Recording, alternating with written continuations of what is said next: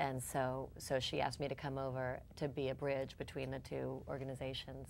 So I think it just so happened I had spent time at the paper, I had spent time at online, but I found it to be a really easy transition, actually. Because what I loved about being a lawyer was learning about whatever case I was on, you know, and it could be a medical case at Georgetown, or it could be a movie studio, and that's what I loved. And advertising I found to be very much like that. My favorite part of advertising was going out and meeting with clients and hearing about their businesses and helping them think through, okay, how can we help you? How can we get you customers that are going to come in your door and drive your business? And it didn't hurt that the reps knew that when a customer wanted to alter a contract, they didn't have to take it to legal. They'd be like, Catherine, can you just look at this line? And I was like, don't tell the lawyers, just that's fine. It's always good to know. Mm-hmm. Yes? I have a quick question. Just in general, with all the political stuff going on, why is it that newspapers endorse political candidates? Because when I think of news media, I think of, you know, you're supposed to be objective, you're supposed to just give the story, give the facts.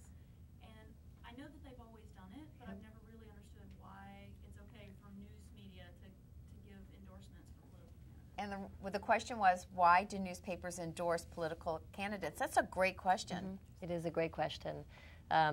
I think it will help you to understand our structure. The editorial department is completely and totally separate from the news department. So they are the only ones who are allowed to write their opinions, and it does not reflect the views at all of the newsroom. It reflects the views of the publisher, although in this case, the editorial board still reports to Don Graham because he loves it, and I have enough on my plate, and I'm happy to have him keep that. But so it's really between the publisher and the editorial board, and they keep them completely separate. So they wouldn't allow a journalist to write a column with an opinion in it. Okay, so it's not necessarily the entire newspaper. Not at all. It reflects the voice of the publisher, basically, and the editorial board. Do they feel they need, it's really their view, or are they taking a consensus view? It's like, this is how we see it. This is biased, it's our opinion. No, it's not a consensus view at all. I think it's an interesting question, and I don't know how the history of it evolved. I think basically it is meant for those people who come to the paper to help inform their own opinions.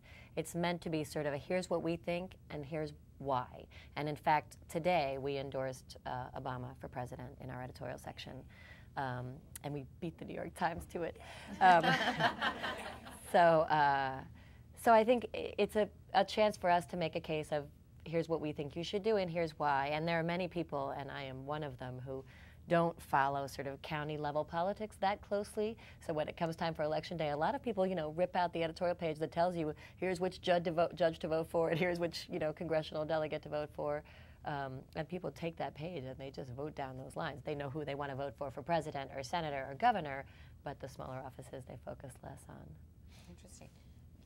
I have a very chick question about your family and kind of how, specifically about pregnancy. And I want a big family, and right now I'm on one. But as you kind of think about planning again, and you're thinking, oh, they're going to be like, oh, there she's pregnant again. And I feel like that my family is with me at work. Otherwise, I don't feel like, oh, I'm a woman at work. I'm just a worker at work. Yeah. But when I was pregnant, I felt very much like, here's my family with me at work, and everybody, you know, I'm a woman. Can you, having three kind of every other year, can you kind of talk through any of that? Sure. So the question had to do with the chick question was about making a decision how you balance family, but more importantly, how do you keep that all together in terms of tying it all? When you're pregnant, your family goes with you, but once you have your child, your child's not with you. So that feeling of making those decisions and tying it all together. I think that's a good question, and I'll answer it from two standpoints, one as a mom and two as an employer. You know, actually I remember telling my grandmother at one point, she said something like, you know, are you guys thinking about having children? And I said, well, you know, I can't right now. I just started this new job. I just can't. And she was so surprised that I would allow the timing of when I was going to have children to be dictated by the timing of my job. But I just felt like I just started this job. I can't get pregnant right away. So yeah, I had 3 children. I spaced them. I timed it just perfectly. And I took significant maternity leaves. I mean, I took 8 months with my first child and 4.5 months with my second, and I guess 3 months with my third. See, it goes like, poor thing. So that's about how the breastfeeding went too. So it's hard. I mean, as a mom, I found it, we have a generous maternity leave policy, and I took advantage of it. It's not, we don't get paid the whole time, but I was making that choice. And I loved being able to sort of step out for that time and be with my baby. And then I found, actually, with the first one, I took 8 months off, and it was Don who said to me after 8 months, Catherine, it's time to get back in the saddle, and I cried the rest of the day. But I think he was right, and so it's a hard transition often when you come back, but then I found I like working, and I like being back at work. As an employer, it's hard. It's hard to hold a job open for 6 months or however long someone takes off, and we all do it, and we work around it, and sometimes you put a temp in there, and then that person gets used to doing the job, and so it is a balancing act, but I think we all, certainly at the Washington Post, we really value family. We've always set that as a value around the company, that we respect that when your daughter has a play, we treat you like a professional. We expect you to do your work and do what you need to do, but if you want to go and watch your play, go do that, and then work later. And so, I balance it because I go home and I put my kids to bed every night that I can, and I turn down 99% of the things that I'm invited to. I really make a judgment about what really matters, and if it really matters, I'll do it. But if it doesn't really matter, I'd rather be home. And then there are days that you can't, and that your kids are like, I hate you, Mommy. As a publisher, you get lots of invitations to attend lots of different things. Tons. I mean, I could go out every night if I wanted to, but I find most of them, nobody really cares if I'm there or not. And I think people respect it when I say, look, I'm sorry, I want to go home and be with my kids.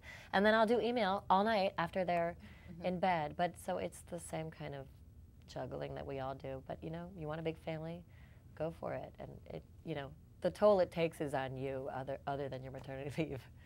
Exactly. Any questions on this side? Well, let me get a couple more, since we just want to make sure. We had a couple questions over here. Hello, girl. Hello. I was wondering, I know right now you mentioned that the Post newsroom is in D.C. and Post.com is in Arlington. Are there plans to merge those two?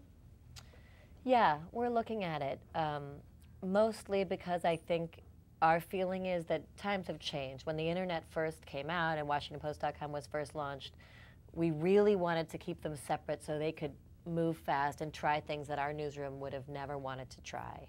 And I think that was smart. I think our feeling is today everyone gets that the internet is here to stay and that it's a vital part of our future. And in fact, the journalists who at first we had to sort of really force them to come on, put the story up at noon or blog about it. Now they've learned that they get it. I mean, because they get people from around the world emailing them about their stories and commenting on them. So I think the newsroom at this point has totally embraced the concept of being on mobile and online and everything. So I think at this point our feeling is it makes sense to have people together, and almost every other major metro newspaper has integrated. And you integrate in a way that still preserves the ability of the web folks to do things that are interactive and cool and different from the paper. But it makes sense to be in the same room because otherwise you have trust issues. When Walter Reed, when we did that story, we actually didn't tell the folks at WashingtonPost.com until 3 days before the story because they didn't want it to leak, and they were afraid that it would leak because they didn't trust their counterparts over there, and they don't know them. And so 3 days before Walter Reed was published, and I don't know if you guys saw it, but it was a story about the soldiers coming home and the medical treatment they received. And 3 days before, they called up WashingtonPost.com and were like, can you put some videos and photos together? It just shouldn't happen that way. They should have been in on it from the beginning and saying, this is a multimedia story, and how are we going to play this? So I think that's why we want to integrate, is how do we really not just talk about being multimedia, but make it happen. And in fact, when I was over in England, I went to the Financial Times and looked at their newsroom is so cool. And I think it's a model for the kind of thing we want to think about. They have sort of TV in the middle and the group of editors there who think about all media. And then the web folks around them and the print folks around them. So people are still within their expertise, but they're all together and they know each other and they work together. So it's not this sense of, oh, that's the web guy, So. Do you get to pick some of the stories? I mean, obviously the hottest topic right now is the election, which I'm going to be so glad when this is done. But do you get to pick what you think are hot stories? Can you go in and say, Louis Vuitton, I really want to do a story on that. I mean, what do you get to do? Do you say... No. I mean, I think as publisher, if I really cared about something, I could ask, but I wouldn't abuse my role like that. I mean, I think my view is I run the business, and the newsroom reports to me. So I get to pick the executive editor, which I did. And fortunately, it just so happens that I picked an executive editor from the Wall Street Journal who has covered every bubble meltdown around the world. So I was like, it's perfect. I made this financial crisis for you. Aren't you grateful? Timing is everything.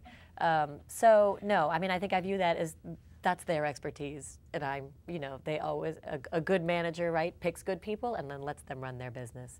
So I think if I thought they were jumping off a ledge and making terrible mistakes, I would intervene. Or if I heard about a great story, then I would pass it along and be like, you guys should get on this and cover this. But otherwise, I let them do their job and I try to do mine. We'll go over here and then we'll come back. Okay. What are you reading right now? I'm reading Doris Kearns Goodwin's book on Lincoln, and I don't remember, Team of Rivals. And a number of people had told me it's actually a great sort of business book in a way, because it talks about how Lincoln took his rivals and made them part of his cabinet.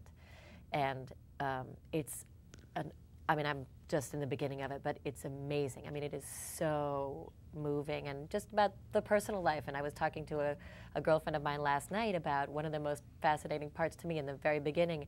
They talk about Lincoln and Seward and Chase and the other people he was running against, and the friendships that men had in those days. And because they traveled together and they became their own units, and they often would leave their families for months at a time while they went to the seat of government. So they had really close friendships back then that would be unusual today. So we were talking about, I wonder why that's changed. I mean, I think women still have those friendships where we spend time together and laugh and cry and rely on each other and share. And in our culture, men tend to do less of that and talk about sports and keep their stoic faces on. But it's a great read if you haven't read it. So the wisdom is keep your friends closer and your enemies closer. Yeah, so far. So far. So we'll find out the end. Yeah. I think they win the war. Well, I think it's smart too to get dissenting voices, and it's something that I've tried to get on my own senior management team. Is I encourage people. I don't want a culture of consensus. I want people to dissent and to challenge and to say, why are we doing this, and to ask questions. So I'm creating a team where I want that. I think it's good for us. I think that's smart leadership too. Last question. Last question is an advertising question, since you've spent a fair amount of time in advertising. Ad sales has really changed from where it was 5 years ago, 3 years ago, because of multimedia and all the different opportunities. What are you doing to keep the ad sales revenue, the 80%, and continue to feed the Post, and build the business, but keep your advertisers still very motivated to be going after finding new clients and new business? Yep, that's a great question. And this is our last question. I just want to make sure we capture that. What are you doing to keep your advertisers motivated and coming back and communicating, especially in this down market? I mean, that seems like the dollar everybody pulls out first is the marketing dollar, and that's probably the last dollar you should be pulling out during a tough time. Yeah, I mean, it's a big question, so let me try to tackle it. I mean, I think it's twofold. Lots has changed and lots hasn't. What I would say has not changed is at the end of the day, advertisers are looking for customers, right? They want people to come into their store or to come in and buy things. So they're all looking for ROI, and that hasn't changed, and that never will change. What has changed is that there are so many options, and it's overwhelming for most of our advertisers. So we try to be the experts and to help them, and the way we're structured is our sales reps are experts in their individual area, so they're either on technology or they're on the help wanted advertising. So we view ourselves as consultants, and we go in and we try to understand first what is your business doing, what can we do, what kind of customers are you trying to attract, and then come back and say, okay, here are all these products we have. I mean, we have Express, our free daily tab. We have, El Tiempo Latino, the weekly Hispanic newspaper. We have the Washington Post, obviously, and many products within the Washington Post. And then we have .com, and then we have mobile. So it's really about pulling together something that makes sense for people. And everybody loves creativity, but it's got to be creativity that works. So somebody was asking me earlier, or challenging me to say the Washington Post newspaper traditionally has not been very creative. And I think that is mostly true of newspapers in general. We were slow to change. And I think now we get it. And so we always, first and foremost, we are a consumer business. So we think about our readers. But we will do any form of advertising that doesn't confuse the reader.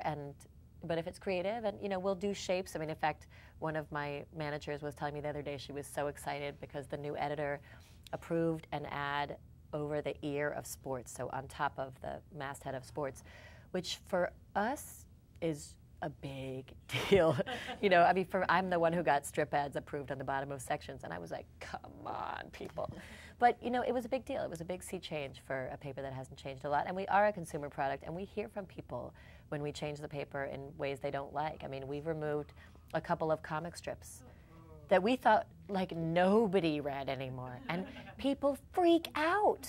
They I'm canceling my Washington Post subscription because Zippy is not in there or whatever. So I think we want to be careful with our consumers, but we'll do anything within reason. So I think that's great, and I've got one great tip to share with you. There is a free site or download called Harrow, Help a Reporter Out. He's on Facebook, Peter Shankman, and they actually have reporters who pitch stories, and it's free. So reporters can go out there, pitch a story. They can be anonymous or whatever and hit. But it's called, so I would definitely pass that on to reporters, called Harrow. If you go to my Facebook page, and I think I'm hooked up to Peter Shankman, but it's Harrow. And if anybody wants it, send me, I'll be happy to send you a connection to it. But it's a great resource. Only thing is you have to be true to the pitch. If you pitch to the reporter not exactly what they're asking for, you get kicked off the list. They're very true to it. So, but it's a great resource. So I thought that might be a great one to send out to reporters. Great. Because you get leads all over the country. Yeah. So it's a great one. Great. Catherine, I cannot thank you enough. You've been outstanding, an amazing guest, and a remarkable woman. We admire so much what you're doing to take on such a big job in such an important role. And it's not just here in Washington, it's what you're doing around the world. It's really, really important. And well, thank you, tell a Cynthia. story. Thank you guys for having me and for listening and for your great questions. And we women got to stick together. Amen, sister. Yeah. Thank you. And this will be on Success in the City TV, successinthecitytv.com. We have our previous interview with Robin Wilson, and we thank you to Pillsbury Winthrop Shaw Pittman, who has made this and underwrites the entire cost for this entire series. We thank them. It's an important part of what we do. And EFX Media, who does all of our media work and all of our promotion for Success in the City TV.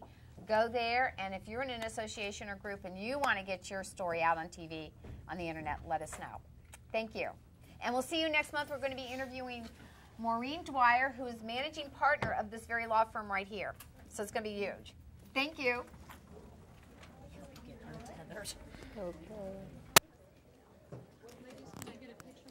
Oh, yes, yes, yes. I meant to have you.